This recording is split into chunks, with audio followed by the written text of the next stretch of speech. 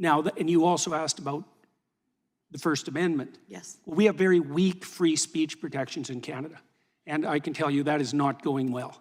Congressman Dan Goldman has an odd take on free speech. He thinks that mis and disinformation falls not under your protection of free speech. And of course, mis and disinformation is subjective. It's determined by the state as to what that is. Jordan Peterson sets him straight. Check it out. Mr. Chairman, you continually say that it used to be that both parties agreed with the First Amendment. It didn't used to be.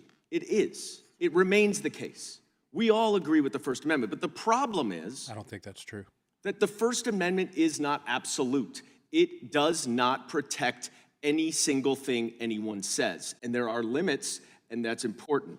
And what this committee has been trying to do for the last year and a half is to chill the federal government from monitoring what is going on social media and otherwise out there, so that misinformation and disinformation can run rampant in on Elon Musk's social platform and every other social platform, so that the Republicans, can benefit from it in November's election. That is why this committee exists. The time of the gentleman and we have gotten no evidence to support any of these allegations. Dr. Peterson, it's good to see you again. I couldn't help but notice your reaction when my colleague was talking about the First Amendment not being absolute. And so I do want to give you the opportunity to weigh in and respond to that. I couldn't help but notice your reaction. But before I do, I am really glad that you have been talking about the social credit system that the CCP, the Chinese Communist Party, utilizes. I am literally around the corner in a classified briefing right now talking about the use of big tech and how it is targeting American citizens. In fact, this very morning, I have been inundated in my office with phone calls from TikTok users who have been denied access to the app because they live in my congressional district, and until they call my office and demand that I do not take adverse action against the app, that they cannot use it. Talk about big tech directing behavior. I think that we are on a very dangerous path, and I want to give you my time to really lay out in the most succinct way possible the dangerous nexus of big tech, big government, and financial institutions that seek to weaponize that information against Americans. And I know you are more than capable of doing that in 2 minutes and 30 seconds.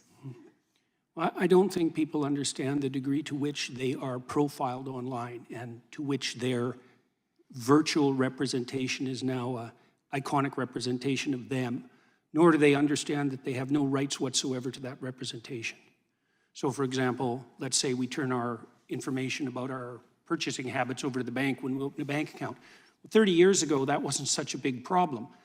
With AI systems, it's a problem that's so big you can't imagine it. I mean, I'm certain that my staff could find the data online to absolutely predict your voting patterns with 95% accuracy. You have no idea what sort of digital footprint that you're leaving behind you, and there are almost no protections for that.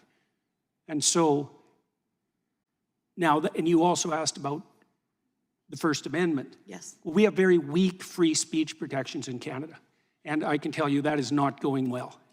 And so the combination in my country, the combination of that and the invasive technology that we're producing at a rate that beggars the imagination, produces a threat to the integrity of sovereign citizenship, the likes of which has not yet been experienced.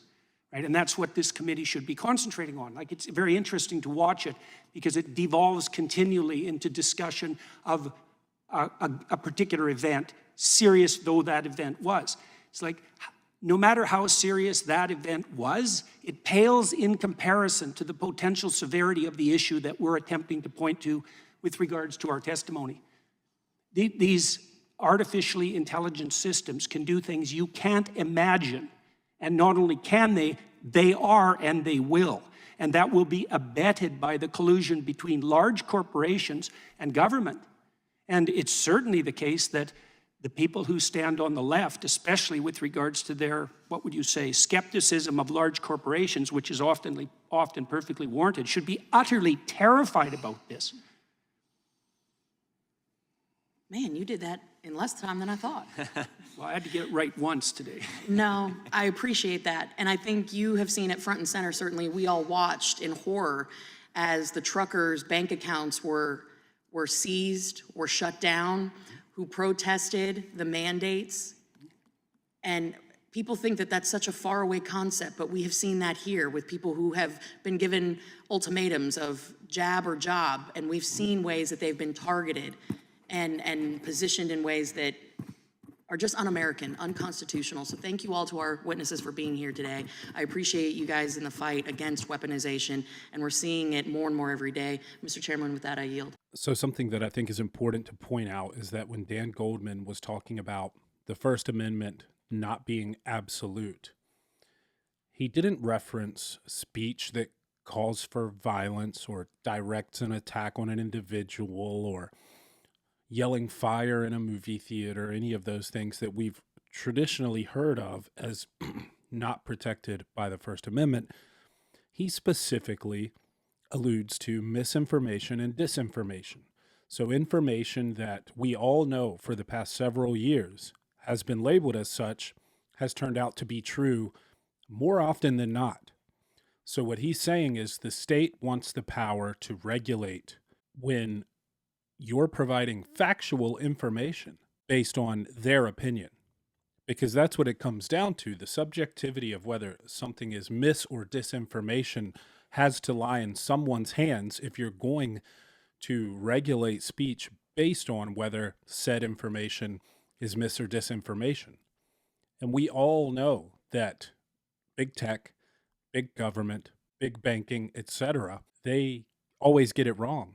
And I don't think it's an innocent getting it wrong. It's getting it wrong on purpose because it doesn't serve their mission. It's very important that people realize that these people are trying to take away our rights to free speech, plain and simple. That is a disturbing take on the First Amendment, straight up saying that anything we decide is wrong. You can't say. I mean, that's at its core in diametric opposition to what the First Amendment actually represents. And Jordan Peterson gives a great rebuttal to that. Let me know what you guys think. Please subscribe to the channel.